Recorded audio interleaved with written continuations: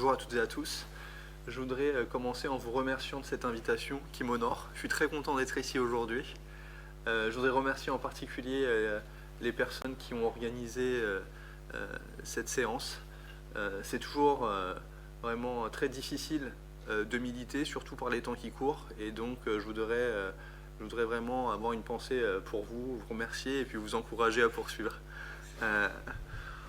Alors,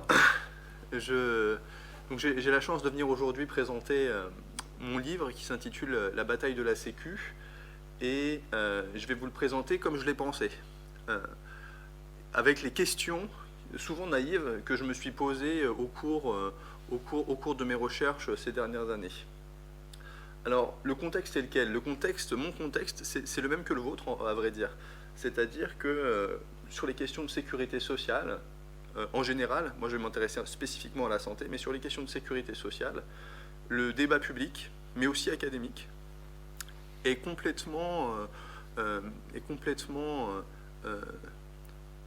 tourné vers cette idée et un ensemble d'idées selon lequel il y aurait un trou de la Sécu, des déficits gigantesques, de la fraude des assurés, une incapacité de la sécurité sociale à survivre dans un monde qui serait un monde libéralisé, mondialisé, où nos entreprises sont en concurrence avec les entreprises d'autres pays, et donc avec nos charges les plus élevées du monde, on serait incapable de se payer la sécurité sociale. Donc on grandit comme ça, on s'instruit comme ça, que ce soit à l'école, mais aussi à l'université, je l'ai dit, dans les médias, n'en parlons même pas, dans l'espace politique, c'est souvent comme ça. Et donc il y a cette idée qui devient implacable, que pour sauver la sécurité sociale, il faut la réformer. Et j'insiste bien sur cette idée. Je pense que vous êtes tous d'accord avec ça, c'est pour sauver la sécurité sociale qu'il faut la réformer. Parce que personne ne dit qu'il faut en finir avec la Sécu. En ce moment, on est en train de discuter d'une possible nouvelle réforme des retraites. Et il n'est absolument pas question de dire qu'on va liquider les retraites, qu'il faut en finir avec les retraites et passer à des retraites par capitalisation complètement privées. C'est pas du tout ça l'enjeu du gouvernement. En tout cas, c'est pas comme ça qu'il le présente. Il dit qu'il faut sauver le système de retraite. Et pour le sauver, il faut faire des efforts. Et alors moi, comme économiste, j'ai été formé par des gens super, mais c'est vrai que quand on est formé en tant qu'économiste, c'est un discours qu'on ne remet pas forcément en cause, et alors du coup, on va s'intéresser à tel ou tel dispositif qui pourrait aider la sécurité sociale à être sauvée. Alors moi, par exemple, j'ai écrit ma thèse en 2014 sur des dispositifs de médecine libérale, ça s'appelle la rémunération sur objectif de santé publique. Vous n'êtes peut-être pas au courant, mais aujourd'hui on paye les médecins en partie sur des indicateurs chiffrés de productivité. Et donc moi j'ai étudié ça en me disant est-ce que ça va améliorer la Sécu. Bon, et donc en fait les économistes, pour beaucoup, en tout cas ceux que je connais, en sciences sociales plus généralement, on s'intéresse un peu à ces petits objets comme ça, en se disant bon voilà, est-ce que ça marche pour sauver la Sécu? Une fois que j'ai eu mon poste, que j'ai été titulaire de la fonction publique, j'ai pu me poser des questions différemment et peut-être arrêter de me poser des questions ultra spécifiques comme ça.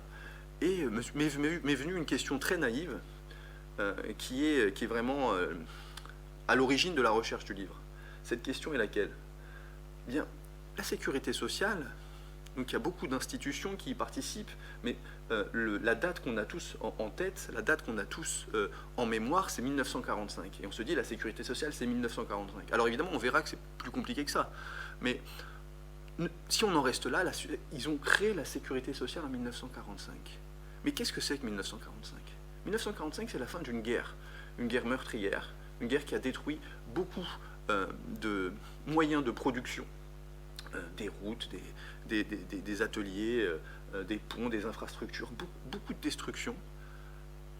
1945, c'est une période à laquelle où la CGT, par exemple, lance la bataille de la production. Pourquoi? Parce que le problème, c'était de pouvoir manger, c'était de pouvoir se chauffer, s'éclairer, évidemment. En France, jusqu'en 1945, il y a des tickets de rationnement. Ils ont vécu cette période-là, et pourtant, ils ont fait la Sécu. Nous, aujourd'hui, alors qu'on n'a jamais ou rarement été aussi riches, on ne pourrait pas étendre la sécurité sociale? alors que eux, ils l'ont faite dans une période de destruction massive? Voilà la question qui m'obsède dans ce livre. Pourquoi il a été possible de créer une institution à laquelle on est beaucoup attaché dans une période vraiment difficile d'un point de vue économique, social, politique, alors qu'aujourd'hui, relativement à cette période, tout va beaucoup mieux et on ne pourrait pas étendre la sécurité sociale. C'est très bizarre. Est-ce que toute cette rhétorique sur les déficits, les coûts, la fraude, est-ce que finalement ça ne cache pas d'autres réalités et d'autres raisons qui expliquent l'émergence des institutions, notamment de la sécurité sociale? Alors ça, c'est une question un peu transversale, un peu à l'histoire, mais plus concrètement, concrètement, je ne sais pas, mais en tout cas plus récemment, je ne sais pas si vous vous rappelez, mais en 2018, Emmanuel Macron se rend dans un hôpital à Caen et il discute avec une professionnelle de soins. Alors je ne me rappelle plus si c'est vraiment une aide-soignante, une infirmière. Il discute avec elle et lui dit « mais vous ne vous rendez pas compte, dans notre hôpital, on ne peut pas s'occuper de nos patients. En plus, on a des conditions de travail qui ne sont pas acceptables. Il faut faire quelque chose, c'est pour la santé des gens. » Et à ce moment-là, 2018, Emmanuel Macron, qu'est-ce qu'il répond? Il répond oui, mais il n'y a pas d'argent magique. Avec cette idée, toujours derrière, du déficit, de l'austérité, il n'y a pas de sous, on ne peut pas, comment on va faire? Mais même lui, il va remettre en cause cette idée. À quel moment? Pas en 2019, lorsqu'il y a un mouvement social d'une ampleur inédite dans l'hôpital public, où tout un tas de collectifs se montent pour dire à quel point l'hôpital public est dans un état de délabrement inacceptable. Non, pas en 2019, en 2020. En 2020, il se passe quelque chose d'incroyable, je ne sais pas si on l'a mesuré. Évidemment, on l'a mesuré d'un point de vue sanitaire, mais réfléchissons-y d'un point de vue économique. En 2020, du fait de l'impréparation, du sous-investissement terrible dans la santé les années qui précédaient, on aboutit à une situation où en mars, le gouvernement est obligé de confiner pour stopper la progression de la maladie. Qu'est-ce qui se passe d'un point de vue purement économique pour la Sécu, et en particulier dans son aspect Caisse nationale d'assurance maladie?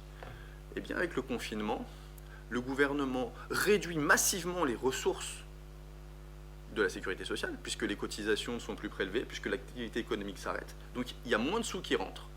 Et parallèlement, on continue de payer les gens, et on va même étendre les droits liés à la santé, en payant évidemment tout un tas de médicaments, en augmentant les professionnels de santé avec le Ségur, certains de façon insuffisante, mais on le fait, en investissement assez massivement dans les vaccins. Donc d'un côté, baisse des recettes, de l'autre côté, augmentation des dépenses. C'est donc qu'il y avait des possibilités, c'est donc que cette idée d'argent magique n'était pas vraie. Eh bien, c'est exactement ce qui se passe, et c'est exactement ce que j'ai dit tout à l'heure à propos de la comparaison avec 45. On a des politiciens qui nous disent régulièrement « ce n'est pas possible », et pourtant, quand il faut stabiliser l'ordre social, ils trouvent finalement les possibilités pour faire ce qui paraît le plus nécessaire à une large partie de la population. Donc c'est un petit peu ça l'intrigue du livre, et j'essaye dans ce livre d'expliquer finalement d'où viennent les grandes conquêtes sociales, et donc j'insiste sur ce terme, conquête, puisque en fait, dans cette recherche, ce que j'essaye de montrer, c'est que l'origine des institutions de protection sociale, de la sécurité sociale en particulier, elle n'est pas à rechercher dans un débat parlementaire, dans des accords qui seraient passés entre groupes divers et variés, mais dans le conflit. Et là, je dois m'excuser parce qu'il faut que je boive un peu d'eau. Parce que j'ai la gorge qui est en train de me lâcher. Je suis désolé. Ça doit être le froid. Merci beaucoup. Je suis désolé.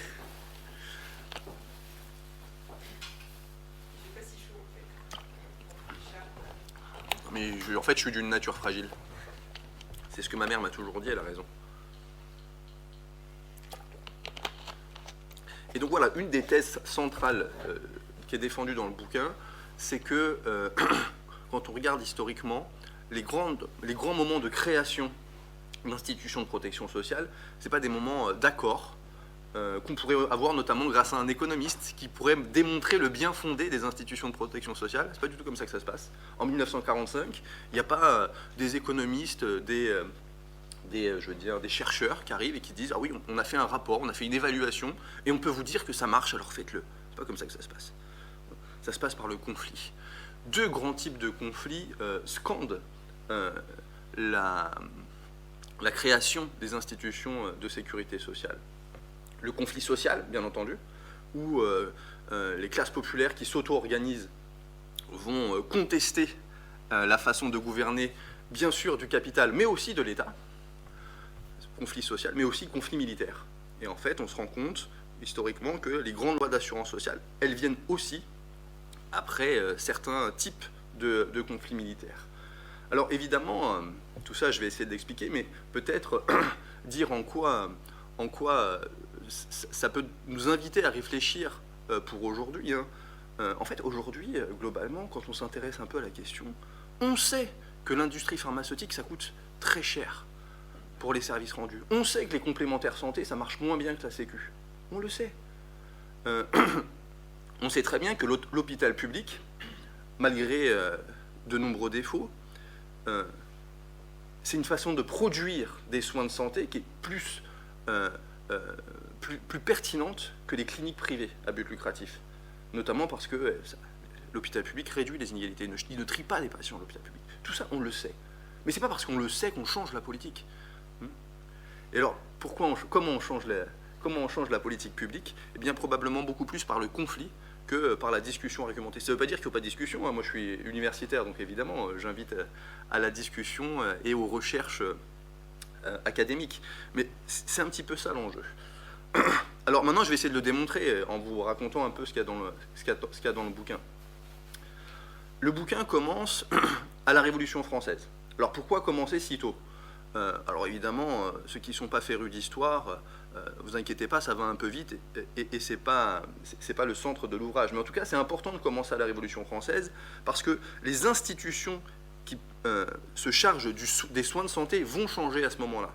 En fait, si on parle dans le langage des économistes, on va passer du féodalisme au capitalisme. Dans un monde féodal, avec, pour aller vite, les trois grands États, le clergé, la noblesse et le tiers-État, qui est chargé de s'occuper du soin des personnes? C'est le clergé. Et d'ailleurs, il est notamment financé pour cela avec la dîme et avec tout un tas d'avantages. Et d'ailleurs, les hôpitaux, tels qu'on les connaît aujourd'hui, l'une de leurs grandes origines, eh bien, c'est une origine qui est liée à la charité chrétienne, où en fait on va créer des hôpitaux qui ne sont pas d'abord des lieux de soins, mais qui sont des lieux de prise en charge de la misère. Donc ça, c'est tout ce qui se passe avant la Révolution. J'en parle pas beaucoup, mais je suis obligé d'en parler parce que c'est à ce moment-là que va se poser le problème tel qu'il se le pose aujourd'hui encore. Donc les termes du débat, évidemment, ils ont évolué, mais les grands termes du débat n'ont pas changé. Qu'est-ce qui va se passer à la Révolution?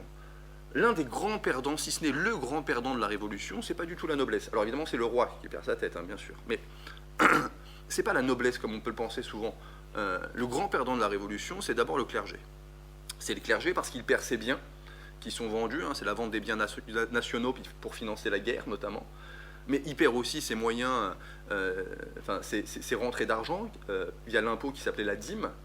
Et donc en fait, globalement, cette institution qui m'intéresse moi, l'hôpital, la charité chrétienne, le clergé, cette institution qui occupait une place centrale dans la gestion de la misère, notamment des problèmes de soins de santé, s'effondre complètement sur ses bases. Et c'est à ce moment-là, dans la Révolution, et on peut regarder dans les débats révolutionnaires, il y a tout un tas de questionnements, se pose la question qui se pose encore aujourd'hui, c'est faut-il que ce soit l'État qui organise un système de protection sociale? Alors il ne parle pas forcément comme ça, mais ce que ça veut dire, c'est dans des mots très contemporains, est-ce qu'il faut que l'État organise notamment un système de soins? Et on a déjà à cette époque des réflexions très avancées. Par exemple, il y a l'hypothèse selon laquelle on va mettre dans chaque département et dans chaque sous-division des départements un officier de santé, qui n'est pas un médecin, c'est un professionnel de santé hiérarchiquement inférieur au médecin, qui aura la charge de vérifier si les malades sont vraiment malades, et s'ils sont vraiment malades, de leur donner une rémunération, de leur donner de l'argent pour qu'ils puissent continuer à vivre, et éventuellement de leur donner des boîtes de médicaments.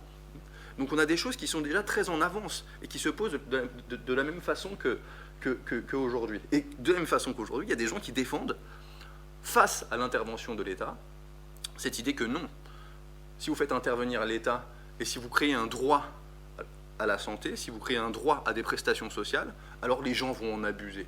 Et donc il faut solliciter quoi? Il faut inciter à quoi? À la libre prévoyance. Chacun va se débrouiller de son côté, doit, à partir de son salaire, mettre un peu d'argent de côté, éventuellement pour pouvoir l'utiliser lorsqu'il en a besoin. Et donc ce grand combat entre quelque chose de collectif et quelque chose d'individuel, une organisation plutôt collective ou une organisation individuelle, naît, ou en tout cas se développe massivement au moment de la Révolution, parce que les institutions qui existaient précédemment sont tombées. Et alors quelle est la réponse à la fin de la Révolution? Eh bien, à la fin de la Révolution, la réponse c'est que l'État ne doit pas intervenir. Et c'est ce qui va se passer tout au long du XIXe siècle.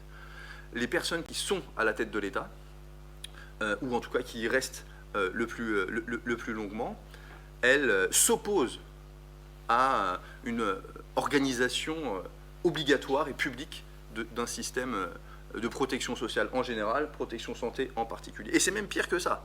Non seulement l'État ne veut pas mettre en place un système de protection sociale, mais en plus il interdit aux gens de s'organiser. Je ne sais pas si vous le savez, mais en fait, avant d'avoir les droits qu'on a aujourd'hui sur le syndicalisme, par exemple, eh bien, tout ça était interdit.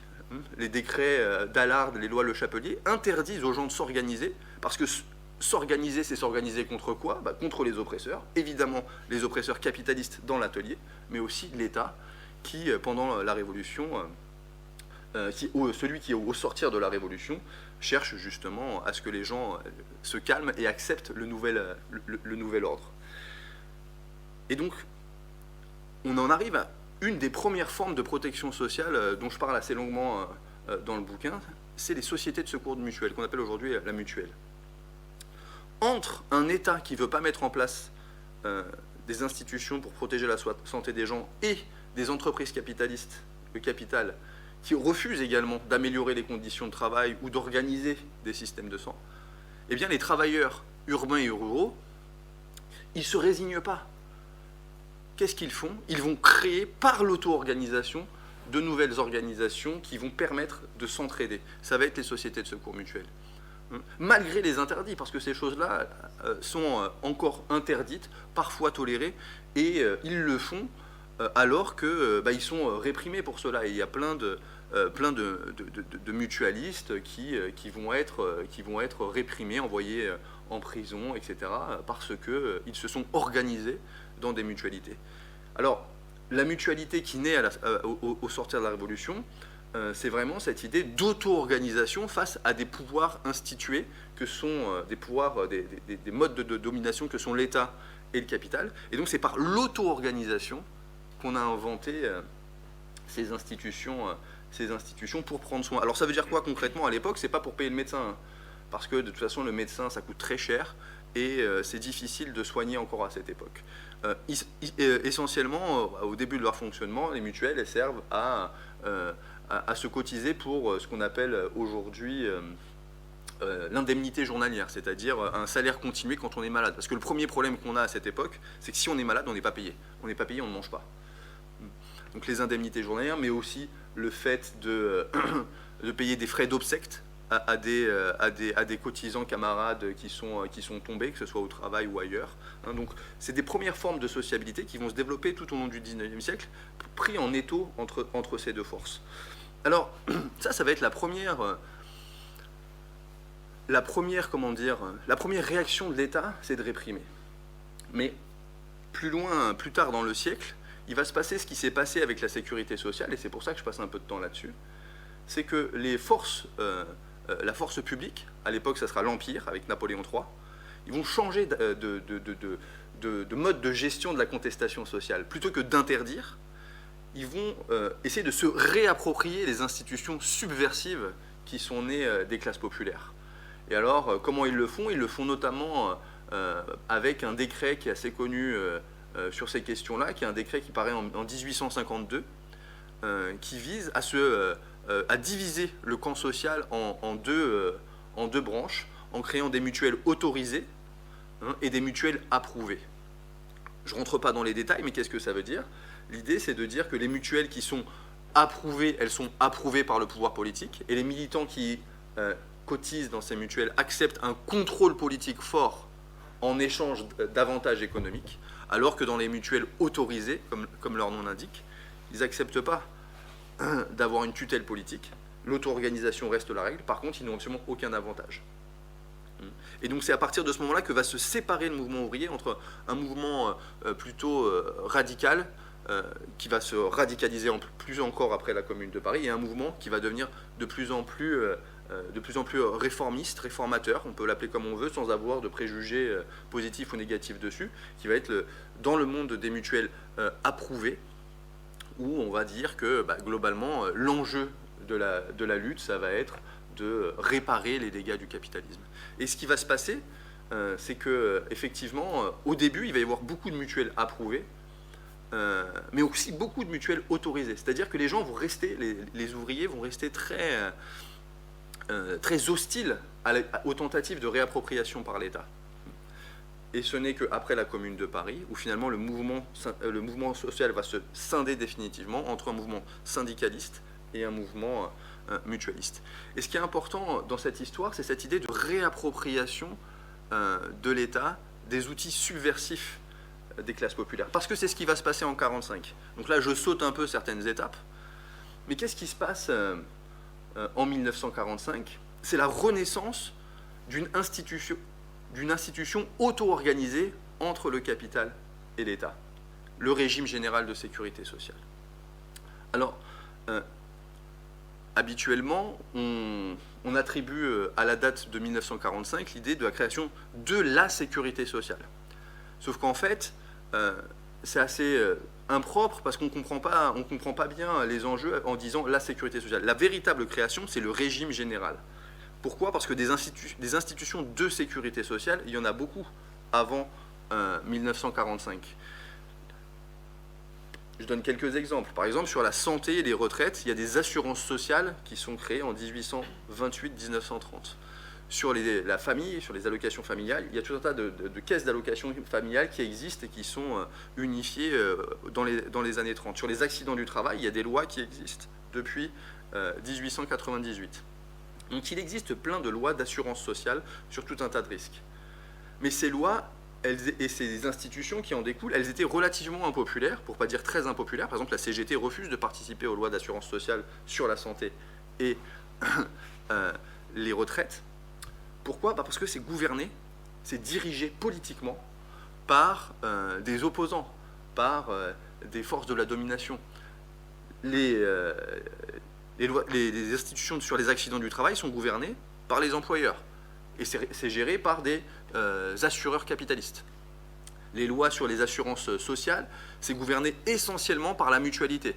La mutualité qui, au cours du temps, s'est beaucoup, assagie ou s'est beaucoup intégrée à l'ordre établi. Elle va tellement être intégrée à l'ordre établi qu'elle va être vichiste à partir de la fin des années 30. Les allocations familiales sont dirigées par le patronat essentiellement, avec aussi une influence des œuvres religieuses. Donc, dans le mouvement ouvrier, il y a toujours eu un débat pour savoir s'il fallait ou non participer et accepter ces dispositifs. Avant-guerre, avant la Deuxième Guerre mondiale, il y a une hostilité très forte. Mais pourquoi ça va changer avec la création, non pas de la sécurité sociale, puisqu'il y a déjà plein d'institutions de sécurité sociale, mais du régime général? Parce que dans ce régime général, on va rassembler toutes ces institutions et en donner la direction politique aux intéressés principalement. Comment ça se concrétise? Dans toutes les caisses de sécurité sociale, du niveau local au niveau national, 3/4 des sièges sont pour les intéressés, le dernier quart étant pour le patronat. Et donc, vraiment, ce qui change vraiment de façon absolument décisive à ce moment-là, c'est pas le fait qu'on crée des politiques sociales, c'est qui les dirige. Et c'est pour ça que dans le bouquin, je distingue l'État social et la sociale. L'État social, c'est l'État qui dirige la politique sociale. La sociale, C'est une auto-organisation par les intéressés des politiques sociales. On pourrait se dire, mais qu'est-ce que ça change? Eh bien, ça change tout. Parce que quand ce sont les intéressés eux-mêmes qui dirigent, ils savent de quoi ils ont besoin et ils ne pratiquent pas de paternalisme social. Alors, qu'est-ce que ça veut dire? Ça veut dire que tout au long du XIXe siècle, les institutions, par exemple de la santé, elles sont dirigées par des acteurs qui sont très paternalistes. Exemple, les mutuelles ou les médecins. Qu'est-ce que ça veut dire être paternaliste? Ça veut dire que, comme on le fait aujourd'hui d'ailleurs, hein, il y a beaucoup de résonance avec aujourd'hui, dans la mutualité, dans les sociétés de secours mutuels, vous êtes cotisant, très bien, vous avez un problème, vous voulez recourir à votre droit, eh bien, la société de secours mutuel, surtout quand elle est dirigée par des notables, elle va se poser la question, oui, mais est-ce que vous êtes un cotisant méritant? Est-ce que vous ne l'avez pas cherché, votre maladie? Est-ce que vous n'êtes pas alcoolique? Est-ce que vous vous occupez bien de votre famille, etc. etc. La profession médicale, pour beaucoup d'entre elles, hein, donc il y a des divergences encore à cette époque, hein, ce n'est pas un tout homogène, mais la profession médicale, elle aussi, elle est en plein dans cette forme de paternalisme social. Hein. Vous allez voir le médecin, et le médecin, d'autant plus quand il travaille pour la mutuelle, eh bien, il va se poser la question, mais finalement, est-ce que vous méritez le droit pour lequel vous avez cotisé? Donc c'est ça le paternalisme. D'ailleurs, c'est pas on pourrait se dire que là, je suis un peu dur, mais même, c'est pas moi qui suis dur. Même quelqu'un de relativement consensuel comme Pierre Laroque, qui va être le premier directeur de la sécurité sociale en 1946, il le dit, la mutualité était devenue une nouvelle forme de paternalisme social avant-guerre. Donc ça change tout. Évidemment, ça change tout. À partir du moment où vous n'avez pas un notable ou le représentant d'un notable à la caisse pour venir faire valoir vos droits, et que vous avez quelqu'un qui est comme vous, un ouvrier comme vous, et bien forcément la façon dont il va vous accueillir change énormément. Donc l'enjeu de ce bouquin, c'est pas de défendre, en tout cas c'est pas principalement de défendre des politiques publiques, mais c'est de distinguer dans le public deux formes. Le public qui est géré par les intéressés eux-mêmes, la sociale, et le public qui est géré par l'État, l'État social, ou l'étatique. Et souvent on confond les deux formes. Et l'originalité du régime général de sécurité sociale, c'est que c'est du public, mais qui n'est pas étatique. Et pour ça, il va y avoir une hostilité immense dès le début, dès la création du régime général. Souvent, il faut m'arrêter parce que des fois je regarde ma montre et des fois j'oublie, je suis bavard. Souvent, excusez-moi, souvent on explique, avec certains arguments qui sont acceptables, hein, bien sûr, qu'il y a eu un grand consensus en 1945 pour faire la sécurité sociale, pour faire tout un tas d'institutions, mais qu'à partir, malheureusement, des années 70, eh bien, ce consensus s'effrite et le bien fondé de la sécurité sociale n'est plus aussi évident et finalement on change d'avis. On se dit, ah, finalement, c'est pas si bien que ça, la sécurité sociale. Avec cette idée vraiment comme s'il y avait un tournant dans les têtes. Évidemment, il existe un tournant dans les pratiques, mais est-ce qu'il existe un tournant dans les têtes? Eh bien, l'une des idées assez fortes du bouquin, et je vous laisserai en juger, hein, c'est de dire que pas du tout. Il n'y a pas de tournant en ce sens précis, dans un sens purement idéologique. Il n'y a pas de tournant des années 80. Parce que dès le début, 1945, 1946, dès le début, il y a de nombreuses forces sociales qui s'opposent non pas à la sécurité sociale, à l'État social, c'est-à-dire à une politique sociale portée par l'État, mais il y a une opposition très forte au régime général, c'est-à-dire à une politique sociale portée par les intéressés eux-mêmes. Et alors je vais donner des exemples. Et je vais même donner des exemples en vous montrant que cette opposition, elle ne date pas du premier jour après la création du régime général, mais même d'avant. Les ordonnances qu'on connaît du 4 octobre et du 19 octobre 1945, elles sont discutées, elles sont préparées notamment dans une commission qui s'appelle la commission Delépine. Et en fait, dès ce moment-là, dès les travaux qui sont réalisés par cette commission, on va voir qu'il y a une opposition frontale aux principes les plus novateurs du régime général. L'un des principes dont j'ai parlé, c'est évidemment le vote des conseils d'administration, 3/4 pour les représentants des salariés cotisants et 1/4 pour le patronat. La CGT, elle voulait une organisation de type mutualiste. Qu'est-ce que ça veut dire? Ça veut dire une personne, une voix. Et donc on voit bien qu'entre une personne, une voix, et 3 quarts, un quart, ça change tout. Alors ici, par exemple, on a EDF. Hein. Si on fait une personne, une voix, pour élire le conseil d'administration, c'est différent qu'un quart, 3 quarts. Hein.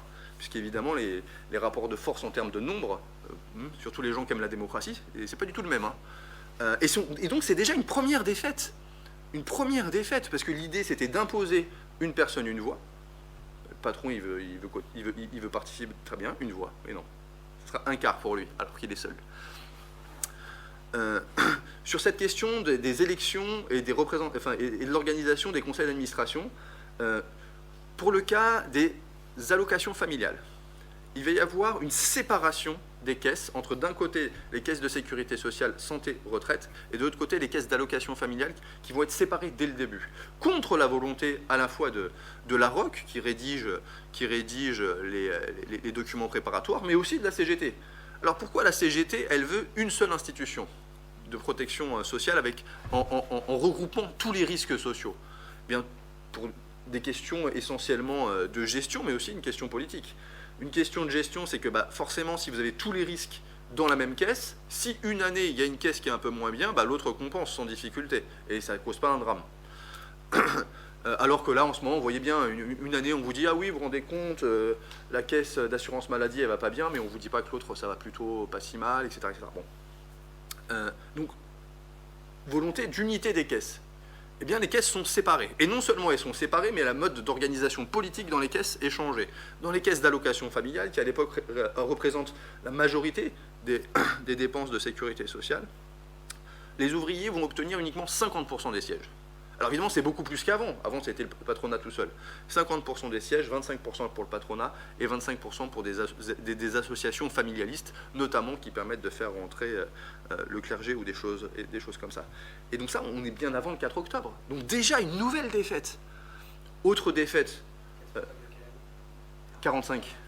Voilà, donc là, on est toujours dans la commission des Lépines qui a lieu à l'été 45, avant les ordonnances.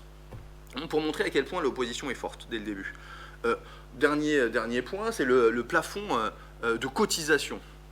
L'idée, c'est que, en fait, et ça existe encore aujourd'hui, hein, au-dessus d'un certain niveau de salaire, est-ce qu'on continue à cotiser ou pas? L'idée de la CGT, c'est de dire... alors j'insiste sur la CGT, mais il y a d'autres organisations, hein, mais c'est surtout la CGT qui en défense. Hein. L'idée de la CGT, c'est de dire, non, il ne faut pas de plafond de cotisation, on cotise sur tout le salaire. Parce que comme ça, si on cotise sur tout le salaire, ça fait plus de rentrées pour les caisses, et ça oblige à une certaine forme de solidarité, à ce que tout le monde soit concerné par le régime général. Et bien là, évidemment, il y a une opposition, notamment une opposition du MRP.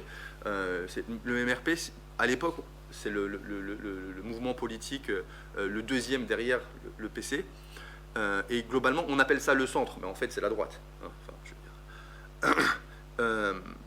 Le MRP est contre, et donc on va mettre des plafond aux cotisations. Au-dessus d'un certain montant de cotisation, on ne cotise plus à la sécurité sociale. Et ça permet quoi, ça? Si au-dessus d'un certain montant, on ne cotise plus, et on va quand même avoir des besoins, par exemple pour la retraite, et donc on va cotiser à d'autres caisses. Et donc ça va générer la création de nouvelles caisses. Ou alors de caisses privées quand on est sur les questions de santé. Ça va laisser un espace pour la mutualité, par exemple. Donc on voit bien que dès le début, il y a une opposition qui est féroce. Donc dès l'avant-début, là on est avant le 4 octobre, mais même après, il faut se rendre compte aussi à quel point c'est une victoire, ce régime général. Parce que là on a parlé essentiellement, j'ai parlé essentiellement de ces deux textes, hein, du 4 octobre et du 19 octobre, mais ces textes en fait c'est de l'encre sur du papier. Hein, et on sait ce que ça veut dire de l'encre sur du papier aujourd'hui. Par exemple aujourd'hui, on doit avoir une loi qui dit que tout le monde a le droit d'avoir un logement. Bon, c'est de l'encre sur du papier. Il suffit de se promener dans la rue, nous on en région parisienne, pour voir que c'est pas vrai. Dans la réalité, il y a des gens qui dorment dans la rue.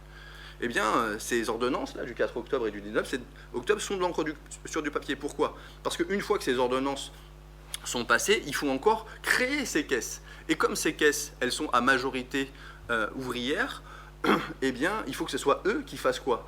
Eh bien, qui réussissent à monter des caisses primaires, des caisses régionales et des caisses nationales, en trouvant les militants pour le faire, et en trouvant des locaux pour le faire, en trouvant tout un tas de moyens pour pouvoir les faire entrer en ordre de fonctionnement en 1946, quand au deuxième semestre, elle va commencer à fonctionner, cette sécurité sociale. Ça suppose, par exemple, de reprendre toute une partie des salariés qui travaillaient auparavant pour les anciennes caisses qui existaient avant-guerre. Donc c'est un travail qui est absolument monumental.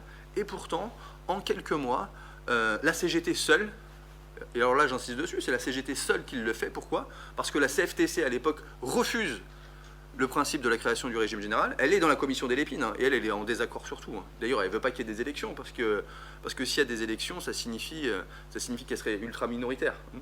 Donc elle est en opposition sur tout un tas de sujets, et elle refuse de participer. Donc entre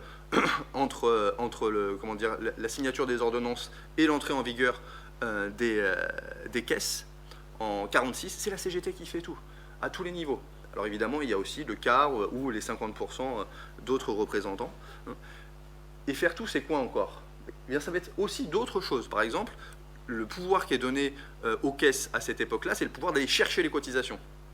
Donc ça va être les caisses, et alors vous imaginez le truc, hein, c'est comme des ouvriers qui vont aller dans leur propre boîte, pas tout le temps dans leur propre boîte, pour aller chercher les cotisations. C'est un changement d'un point de vue social qui est extraordinaire. Enfin, évidemment, il y a plein de limites au régime général de 1945, mais il faut voir dans le temps long. Et c'est pour ça que c'est ça l'intérêt du bouquin, c'est le temps long. Dans le temps long, malgré toutes les limites du régime général, il y en a plein, je pourrais y revenir, c'est un changement qui est absolument phénoménal. Hein. La classe ouvrière qui s'est auto-organisée pour changer la société, eh bien, elle a maintenant une importance économique et sociale qui est sans commune mesure avec le passé. Et dès le début, parce que tout ça est scandaleux, les patrons ne sont pas d'accord, les médecins ne sont pas d'accord, ils ne veulent pas bosser pour la CGT. Les mutualistes, ils sont scandalisés, les mutualistes, vous vous rendez bien compte, parce que les mutualistes, on leur coupe leur vivre. Les assureurs, aussi, c'est pareil, on supprime le régime d'assurance d'accident du travail. Tous ces gens sont contre, ils sont vent debout, non pas contre la sécurité sociale, mais contre le régime général de sécurité sociale. Leur problème, c'est pas de donner de l'argent. Tous les historiens s'accordent à dire qu'à la fin de la guerre, tous les partis politiques sont d'accord pour mettre en place des politiques sociales ambitieuses.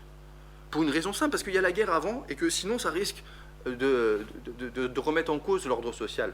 Hein, parce qu'il y a des gens qui reviennent de la guerre dans des conditions qui sont inacceptables. Donc il y a beaucoup de contestations. Hein. Donc tout le monde, effectivement, est d'accord pour mettre en place des politiques sociales. La grande question, c'est de savoir qui va les diriger.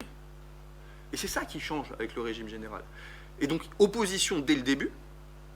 Et d'ailleurs, la première chose que va faire l'État, que vont faire les personnes qui sont dans l'appareil d'État, c'est pas de chercher à faire des économies, mais à récupérer le pouvoir. Je ne rentre pas dans le détail, je vois que mon temps est en train de passer. Mais les grandes réformes du régime général après 1945-46, c'est 1967 et 1995. Et ce sont des réformes d'étatisation, c'est-à-dire c'est l'État qui va reprendre le pouvoir sur le régime général. C'est pour ça que j'ai insisté tout à l'heure sur le cas des mutuelles. Les mutuelles, c'était une institution subversive de l'ordre établi. Elle a été réappropriée par l'État pour en retirer toute la dimension subversive. Voilà ce qui se passe avec la sécurité sociale. Parce que la sécurité sociale, ça n'a rien à voir avec Renault, en 1945, hein, ou EDF. Ça, c'est des institutions qui sont nationalisées. C'est-à-dire que le pouvoir, ça devient public, mais le pouvoir est dans les mains de l'État, du gouvernement, pas des salariés. D'ailleurs, ils passent leur temps à se battre avec leur patron. Vous savez ce que c'est que se battre avec le patron d'une entreprise publique, enfin, ou plus publique d'ailleurs maintenant. En tout cas, et donc c'est vraiment ce qui se passe à la sécurité sociale. Donc 1967, je donne un exemple. 1967, c'est une ordonnance. Alors ça me permet de dire un truc quand même. Aujourd'hui, on se scandalise, à raison évidemment, sur le fait que le gouvernement utilise beaucoup le 49.3, qui est une procédure qui permet de passer sur, l'Assemblée et donc de réduire le niveau, disons, de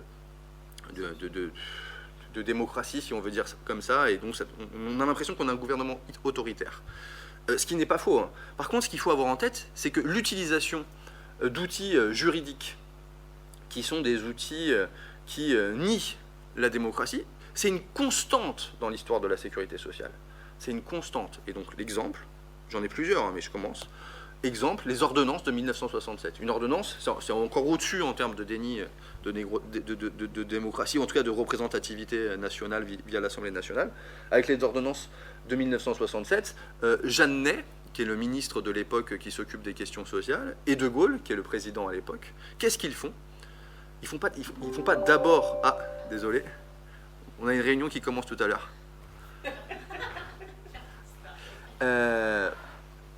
Il ne faut pas une réforme économique d'abord, il faut une réforme politique. Et qu'est-ce qu'ils font? Ils suppriment les élections, premier élément, parce qu'après 1947, les élections sont de retour à la sécurité sociale, et donc élections largement gagnées par la CGT. Mais là, il y a une suppression des élections, et on remplace ça par de la désignation, par des syndicats représentatifs, enfin dits représentatifs.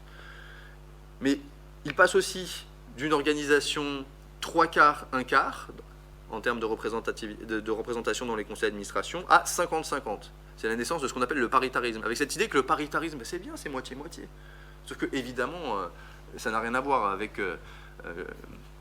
avec quelconque forme de démocratie, puisque c'est la moitié pour le patronat, qui représente une minorité, et la moitié pour les travailleurs, qui représentent la grande majorité. Vous imaginez si on avait des élections, je ne sais pas, politiques, présidentielles et législatives, au paritarisme, 50% pour ceux qui sont propriétaires du capital, 50% pour les autres, bah, tout le monde serait scandalisé. Hein. Mais bon, a priori, dans les autres instances, ce serait quelque chose de positif. Ben non, c'est pas positif. Et c'est pour ça que le paritarisme, si ce n'est pas une étatisation directe, ça donne le pouvoir au capital, ça donne le pouvoir aux employeurs, qui, eux, veulent quoi? Eux, ils veulent réduire le niveau des cotisations, ils veulent réduire le niveau des droits, parce qu'ils trouvent que tout ça coûte trop cher quand même. Hein. Et alors, quand on est dans du paritarisme, vous avez 50% des sièges qui sont au patronat, et il suffit de trouver un syndicaliste dans la pièce qui signe avec le patronat, et il fait ce qu'il veut le patronat. Donc bon, après, on choisit en fonction des moments le syndicaliste qui signe, bien entendu. Ça, c'est le paritarisme. Et donc ça, c'est 67. Alors en 67, on invente aussi d'autres trucs. Hein. Par exemple, on va encore casser l'unité des risques, on va séparer la santé et la retraite. Je vous avais dit que c'était dans une caisse similaire, on sépare les deux. Et c'est à ce moment-là que naît la Caisse nationale d'assurance maladie. Et donc maintenant, on a vraiment des caisses séparées. C'est pour ça que, sous beaucoup d'aspects, notre sécurité sociale, c'est un collègue qui s'appelle Victor Duchesne qui dit ça dans sa thèse soutenue récemment, notre sécurité sociale, c'est pas la sécurité, c'est pas celle de 45, hein, c'est celle de 67. Hein. On vit sous la sécu de 67, pas du tout de 45. Mais on a raison d'avoir une mémoire glorieuse de 45. Après, donc, ça suppose de creuser un peu. Donc là, on est vraiment dans la casse de l'originalité de 1967. Et évidemment, tout ça n'est pas une privatisation. C'est simplement un changement dans l'ordre du pouvoir. Et ça continue avec les réformes Juppé. Je ne rentre pas dans le détail, mais globalement, Juppé va inventer tous les noms de code qui font souffrir ou pâlir les collègues qui travaillent dans le domaine des soins. Par exemple, l'ONDAM, qui est le budget annuel des dépenses de santé, les ARH, qui sont les ancêtres des ARS, Agences régionales de santé, la CADES, qui est l'instrument qui gère la dette de la sécurité sociale, et donc on invente la dette de la sécurité sociale qu'on va financiariser par ailleurs. Mais en fait, toutes ces institutions, qu'est-ce que c'est? C'est la poursuite de l'étatisation. Alors on pourrait se dire, et je vais finir là-dessus, je vais être un tout petit peu en retard, désolé, on pourrait se dire, oui d'accord, étatisation, et alors? Eh bien, et alors, encore une fois, le fait que la direction de la politique sociale publique change de main, change le type de politique sociale. Alors que la sécurité sociale, type 45, c'est-à-dire le régime général de sécurité sociale, a une ambition qui est que chacun cotise selon ses moyens et reçoit selon ses besoins, la politique sociale étatisée par l'État social, telle qu'on la connaît progressivement et qu'on connaît que ça aujourd'hui, change la devise, si on veut, de la politique sociale, notamment sur les questions de santé. C'est plus chacun cotise selon ses moyens et reçoit selon ses besoins. C'est chacun cotise selon ses moyens et ses capacités d'optimisation fiscale. Il y a beaucoup de dispositifs de plus en plus pour ne plus payer ses cotisations, par exemple. Et chacun ne reçoit pas selon ses besoins, mais selon son niveau de risque. Qu'est-ce que ça veut dire? Ça veut dire qu'en fait, les gens qui gouvernent l'État social aujourd'hui, ils ne disent pas il faut liquider la sécurité sociale, il faut liquider il faut en finir avec l'assurance santé publique. Ils ne disent pas ça, et d'ailleurs ils ne le font pas. Évidemment qu'il y a un sous-investissement, un sous-financement énorme et qu'il faudra en faire beaucoup plus. Mais c'est se tromper de dire que tout va uniquement dans la privatisation, pas du tout. Il y a une réorganisation de l'utilisation des fonds, et toujours au nom du sauvetage de la sécurité sociale. Parce que l'idée, c'est de dire quoi? C'est qu'en fait, désormais, on serait dans un monde, alors on l'a dit tout à l'heure, un monde ouvert, on pourrait plus se payer la sécurité sociale. Donc pour la sauver, il faut la réformer. La réformer dans quel sens? En privilégiant les gens qui en ont le plus besoin. Et donc on va être dans une politique de ciblage. Le ciblage, ça s'oppose à l'universalisation. Qu'est-ce que ça veut dire que le ciblage? Ça veut dire, finalement, et ce sont des gens qui pensent réellement sauver la Sécu comme ça, qui nous disent, oui, mais comme la Sécu ne peut plus tout payer, on va définir qui en a le plus besoin et on va mettre le paquet sur eux. Ça a une logique, c'est un principe de justice qui s'entend. Évidemment, on peut s'y opposer aussi. Alors je donne des exemples concrets dans le champ de la santé. Dans le champ de la santé, vous avez par exemple les dispositifs qu'on appelle les dispositifs ALD, affection longue durée. Quand vous avez une maladie grave, une maladie dite de longue durée, eh bien vous êtes remboursé à 100% de vos dépenses. Ça va être l'hospitalisation. L'hospitalisation, ça coûte très cher. Pour l'instant, c'est encore assez difficile de faire peser une grande partie du financement de l'hospitalisation sur les ménages directement. Donc l'hospitalisation est très bien remboursée en France, autour de 95%. Mais ça va être aussi les plus pauvres.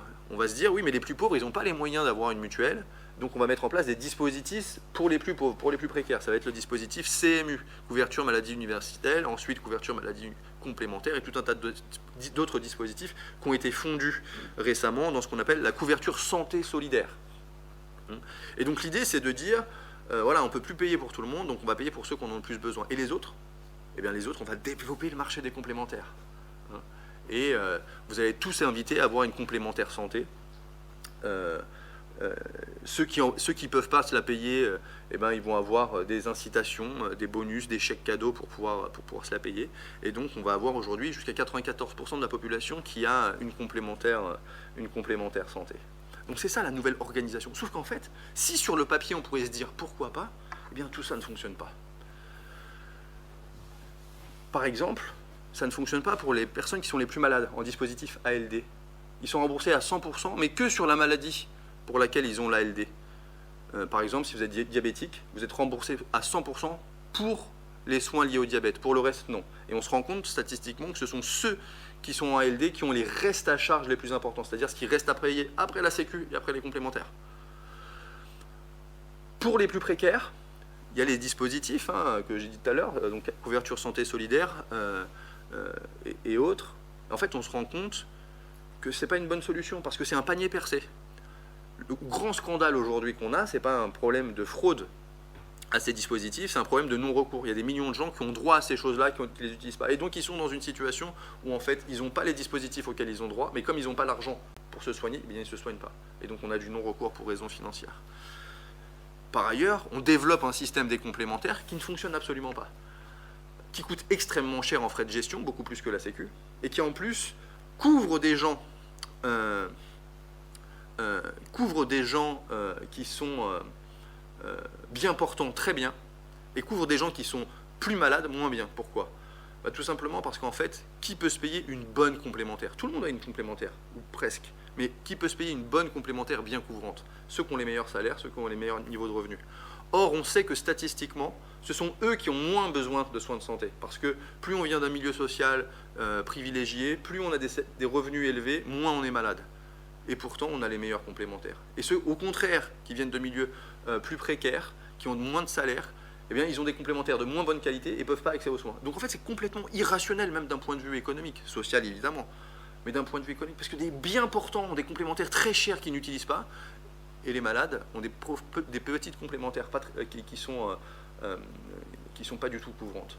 Donc tout ça nous dessine un monde dans lequel finalement on n'a pas une opposition entre l'État et le marché, mais au contraire, l'État social favorise le développement des marchés. J'ai parlé du cas des complémentaires, j'aurais pu parler des cliniques et de l'industrie pharmaceutique. Et ils sont main dans la main pour organiser ce monde qui est inefficace économiquement et injuste socialement. Voilà. Merci.